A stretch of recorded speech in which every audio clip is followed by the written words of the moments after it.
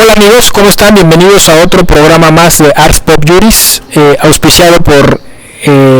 Grado Cero, a quien agradecemos enormemente siempre el que nos aloje con estos temas sobre cultura popular y derecho. Hoy tenemos el agrado de contar con la presencia del profesor Mario Alberto Cajas, quien es profesor de la Universidad ICESI, que se encuentra en Cali, en Colombia, y vamos a hablar con él sobre un poco sobre esta cuestión de cómo va habiendo un distanciamiento entre la cultura popular, incluso el lenguaje sobre los derechos humanos, cómo se entiende el de los derechos humanos, y el discurso técnico, jurídico de los neoconstitucionalistas, de los jueces constitucionales, que cada vez se va volviendo más elitista, más complejo, incluso hasta inaccesible. Muchas gracias, Ramón, muchas gracias el programa por esta invitación. Siempre es un gusto estar aquí en Ciudad de México y compartir con ustedes sobre diferentes temas. Lo que tú mencionabas ciertamente tiene que ver con una discusión que hemos tenido en varias ocasiones, distintos profesores de Derecho Constitucional de la región, sobre cómo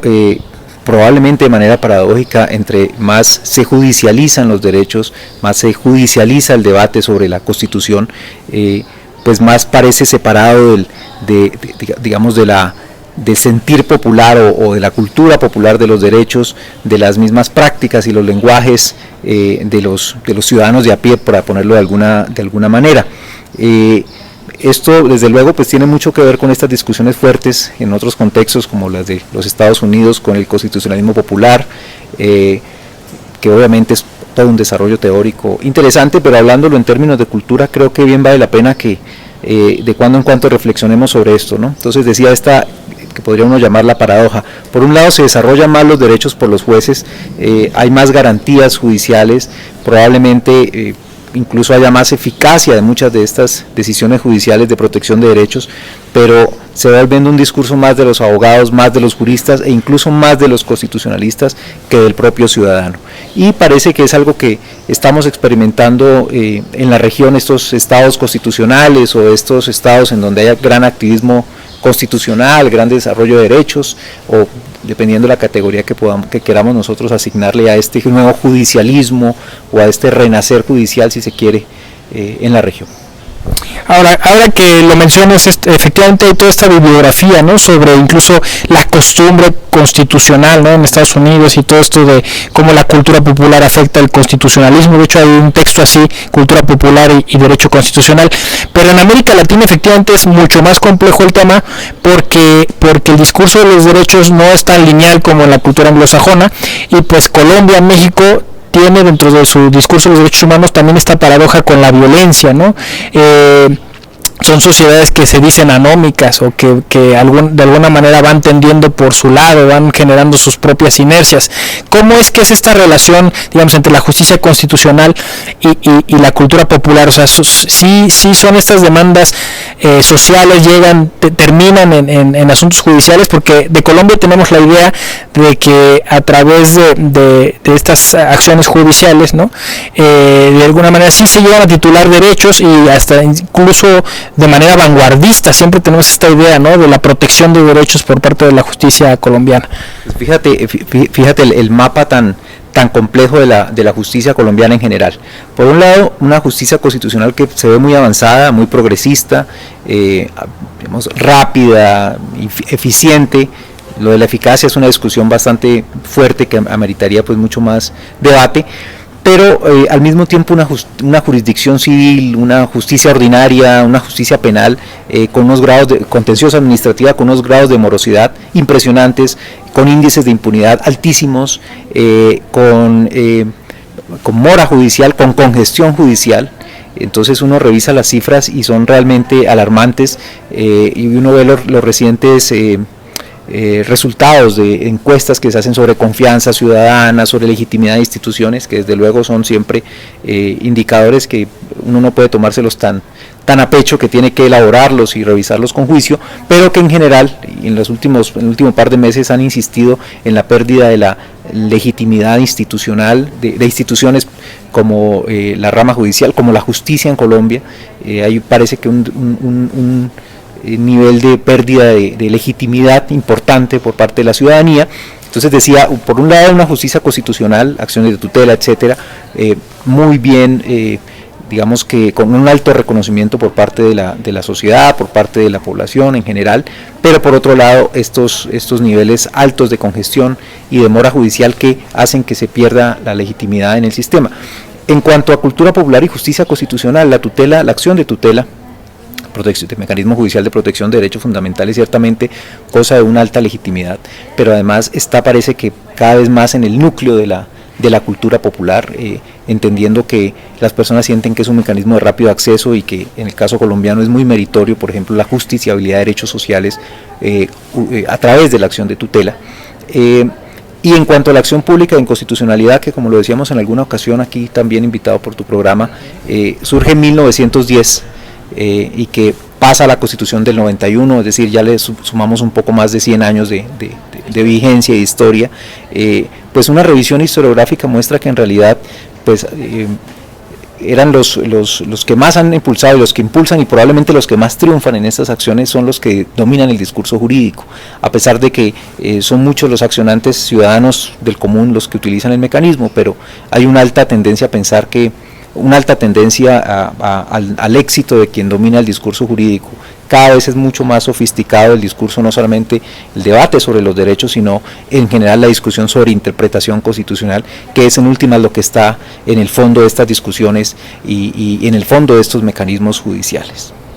Pues te voy a subir ahora como dicen, al ring, porque leyendo a Fernando Vallejo, la gente lo ubicará por La Virgen de los Sicarios, que es su novela más conocida por todo lo que sucedió en Medellín y la más polémica, y luego llevada al cine, pero lo voy a situar justo en una novela menos conocida que se llama Mi hermano el alcalde, porque en esa novela Vallejo cuenta, y es algo medio autobiográfico, parece que su hermano realmente fue alcalde, que el hermano llega con estas ínfulas o este asunto ilustrado, es decir, vamos a transformar el pueblo, y entonces el gran problema del mercado público, porque pues era un cochinero, era un montón de problemas que se daban ahí, lo que explica Vallejo, y entonces él empieza a decir, vamos a ordenar, vamos a poner estos locales en este lugar, y entonces Vallejo empieza a quejarse de que a través de la acción de tutela frenaron el progreso, y empieza a jugar con esta idea de, digamos, civilizatoria a través de la justicia constitucional y la acción de tutela, y que al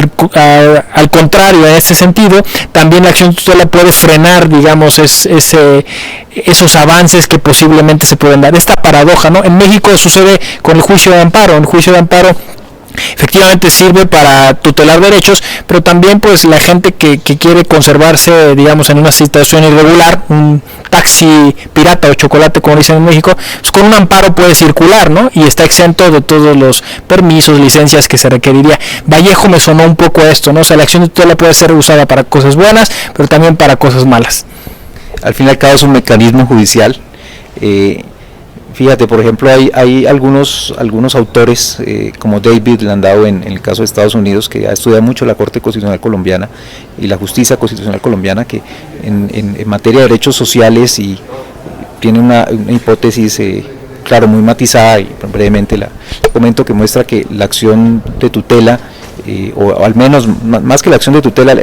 la acción de la Corte Constitucional parecería mostrar que hay más una defensa de clases medias. Realmente habría tenido un enfoque a defensa de clases medias, y parte de la legitimidad de la Corte en una buena medida estaría soportada sobre esto. En el caso, por ejemplo, de lo que mencionabas, ciertamente la tutela, por ejemplo, ha servido para garantizar derechos de vendedores ambulantes, de vendedores estacionarios. Hay un importante número de sentencias en donde pues para muchos eso es invasión al espacio público, es un uso ilegal del espacio público, pero son sentencias que han tenido que lidiar con esa tensión entre derecho al trabajo y el derecho al colectivo al espacio público, de manera que para muchos, en algunos casos, las reubicaciones de los vendedores ambulantes o estacionarios, etcétera, pues son un impedimento para que haya una mejor paisajística, para que se garantice el espacio público, etcétera, que hay hasta cierto punto un bloqueo, pero depende de la mirada que se tenga de qué tipo digamos, de cómo lidiar con la garantía de los derechos en sociedades no anómicas, no llevaría al punto de anómicas, pero sí con complejidades que no pueden leerse de manera tan sencilla como se bloquea el progreso, no se bloquea el progreso. Fíjate que hay un debate muy fuerte recientemente, menos urbano, que a veces uno pierde de vista lo rural, y Colombia es un país bastante rural, ampliamente rural. El debate sobre consulta previa, que es esta obligatoriedad que hay de consultarle a las comunidades indígenas, afrodescendientes, etcétera, sobre proyectos de desarrollo de infraestructura, en materia vial, en materia energética, de explotación de petróleo, etcétera, de recursos naturales no renovables. Hay una discusión muy fuerte porque para muchos en el país, algún sector de economistas, de autores, de intelectuales públicos, sostienen que estas consultas pueden convertirse en un bloqueo y en efecto muchos dicen que frenan el progreso, porque mientras se le pregunta a una comunidad, en algunos casos, aunque no existe un derecho al veto explícitamente reconocido, pero sí algo cercano en algunos casos, que estos proyectos, estas consultas previas, que casi siempre cuando hay una disputa terminan movilizándose por vía de acciones de tutela,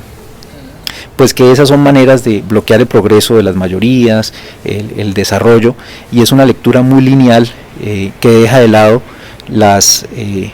deudas históricas con las comunidades indígenas y afrodescendientes, de manera que esas tensiones entre derechos creo que no se pueden resolver de manera tan sencilla como decir que hay un bloqueo o no hay un bloqueo. Creo que deben ser matizadas y deben analizarse con más profundidad. El caso de la consulta previa, entonces, decía, sectores que consideran que esas consultas son un bloqueo, que es usar el derecho constitucional, es usar los mecanismos judiciales de defensa de derechos para bloquear el desarrollo y bloquear el progreso. Pero en realidad, si uno lo ve desde la otra parte, desde los grupos que siempre han sido vulnerables y que han estado en condiciones de debilidad y que siempre han estado subordinados, pues son espacios de conquista, de recuperación de derechos, de reconocimientos de derechos, que también hacen parte de la construcción, digamos, en equidad de una sociedad. Entonces, no sería no estaría del lado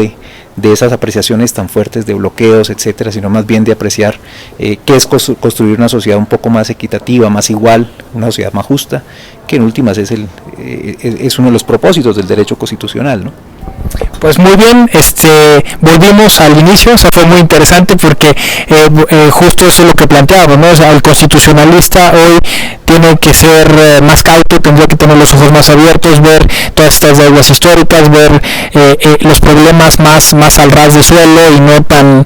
teóricamente y en su despacho y eso, ¿no? Entonces, pues creo que efectivamente es una gran aportación la que nos has hecho. Te agradecemos mucho que te hayas tomado este tiempo y bueno, pues esperamos contar otra vez, ya es la segunda, ¿no? Una tercera vez, no hay tercera mala, ¿no? Muchas gracias, Mario. Muchas gracias a ti, muchas gracias al programa y como siempre estas son reflexiones que están abiertas al debate y te agradezco mucho, insisto, en esta invitación que nos permite conversar sobre estos temas que importan en la región. Bueno, pues muchas gracias, amigos. Hay muchas preguntas que quedan en el aire. ¿Qué preguntas? Bueno, pues esa ya es una pregunta. Soy José Ramón Álvarez Hernández, Art4Beauties. Síganos en nuestras redes sociales y todos nuestros espacios de difusión. Gracias.